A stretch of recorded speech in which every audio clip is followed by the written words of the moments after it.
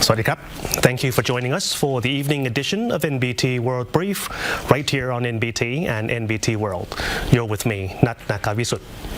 Political parties continue to campaign this weekend ahead of the February 8th general election, despite the New Year holiday. This morning, PARTAKE party leader and prime ministerial candidate Julaphan Amornviwatt was in Bang Khaw Lam district of Bangkok to meet with local voters. Speaking after a visit to a market in Soi Charan Krung 103, Julaphan said he was familiar with the locality and he observed good feedback for his party from locals. PARTAKE party was looking to make the market a tourism site and turn it into a new income source for the neighborhood. He added that his party was gearing up for the nationwide campaigning. Meanwhile,ภูมิใจไทย core figure Ekanat Prompan was campaigning in support of the party's candidate for the Bangkapi Wang Thong Lang constituency. He touted the candidate's previous experience at the Ministry of Industry and promised that the party representative will address all issues that were causing problems for the public. He also clarified that his party was being transparent about positioning Anuthin Chanvirakul as its prime ministerial candidate. He further explained that the party was not trying to bank on nationalistic policies, but military clashes with Cambodia had in fact occurred. In Khon Kaen province, People's Party leader Natthaphong Ruengpanyawut led campaigning for the party's candidate in constituency 1. He and candidate Viranan Huatsi were greeting locals as they rode on a saling before switching to traveling on foot and greeting locals who were shopping at the morning market in Khon Kaen municipality. The pair drew a warm response from locals, with the party leader saying the day's campaigning in Khon Kaen was better received than last time. People's Party is fielding candidates for all constituency in Khon Kaen province.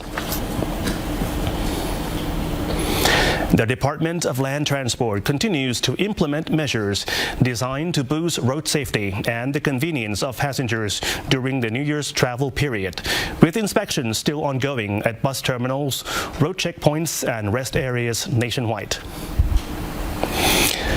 Sorapong Paithunpong, Director General of the Department of Land Transport, elaborated on measures to ensure the readiness of buses and their drivers during the New Year's travel period.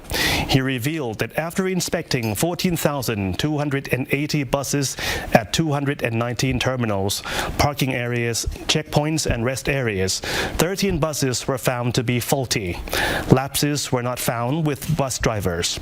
Sorapong indicated that on January the 1st, GPS tracking on 46,917 buses discovered 184 buses that use speeds beyond the legal limits. Laser cameras on various roads nationwide determined the speeds used by 2,121 buses, with 8 buses found to have exceeded speed limits. 41 complaints were filed about buses. Most of the complaints related to the conditions of buses, modifications made to the buses, missing equipment, impolite remarks by bus personnel, improper clothing worn by bus personnel, and failing to stop for passengers at bus stops. The Director General emphasized that bus operators and transport terminals inspect the readiness of vehicles and their drivers, using a checklist to make sure that passengers can travel safely. Traffic on the MITTRAPHAP road segment in Khon Kaen was heavy but still flowing this afternoon. Meanwhile, there was a lively atmosphere at Khon Kaen bus terminal as people waited to take buses back to Bangkok after spending the holiday with their family. Department of Land Transport officials in Khon Kaen said people have been taking outbound buses from Khon Kaen since January the 2nd. The number of passengers increased today, with most people having booked their tickets in advance. There were still walk-in passengers who were able to make use of extra buses prepared by transport operators.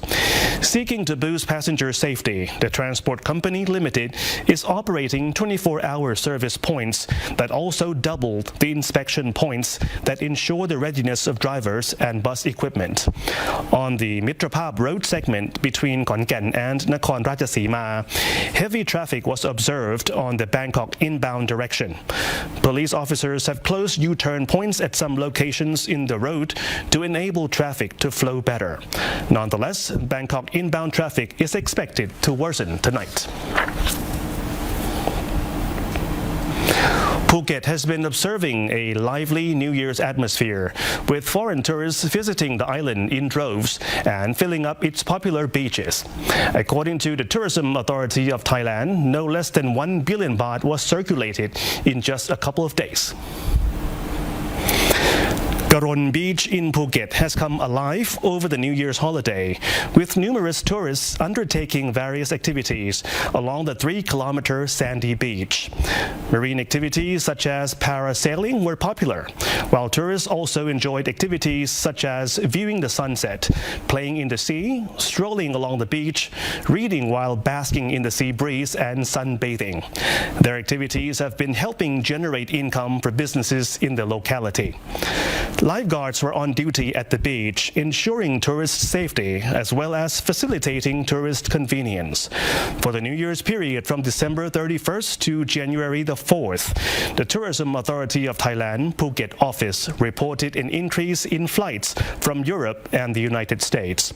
Occupancy averaged 80% at some 1,800 hotels in Phuket, with no less than 300,000 tourists having entered the island during this period.